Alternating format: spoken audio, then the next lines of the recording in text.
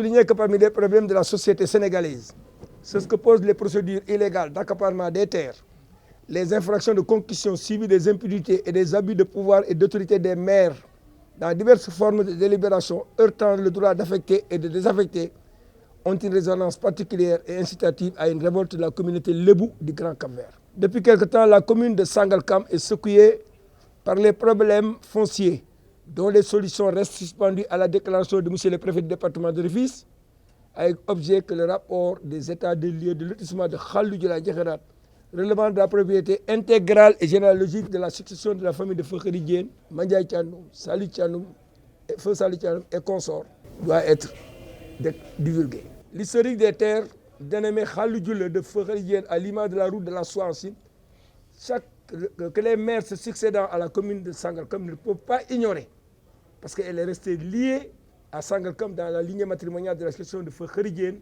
comme l'a souligné Lamane. C'est la première femme, Lamane de Cap-Vert. Juste pour convoquer les origines de la communauté Libou, et c'était depuis la convention du 23 juin 1905 et le décret 32-26, ainsi que le statut du territoire du Cap-Vert dont l'indépendance date de 1867. En référant à l'attribution des terres de lotissement autorisé sur le site dénommé Khalou Dioula, zone de Ndiakharadi, commune de Sangalkam, et considérant les éléments d'appréciation sur le foncier référencié au numéro 05-588 du 21 juin 2018 de M. le sous-préfet de Bambilor du 3 août ainsi que l'interdiction par arrêté du 23 juin. Oui, l'arrêté de M. le sous-préfet de l'arrondissement portant décision de la levée de suspension et la lettre de notification de levée d'interdiction des travaux, des activités dans la commune de Sangalkam, ainsi que les notifications de grandes instances juridiques pour compter du 6 mai 2020 de restituer l'intégralité des terres des héritiers à la famille Feukhari Diène, Mandiaye Thiandoum, Feu Sali Thiandoum et consorts.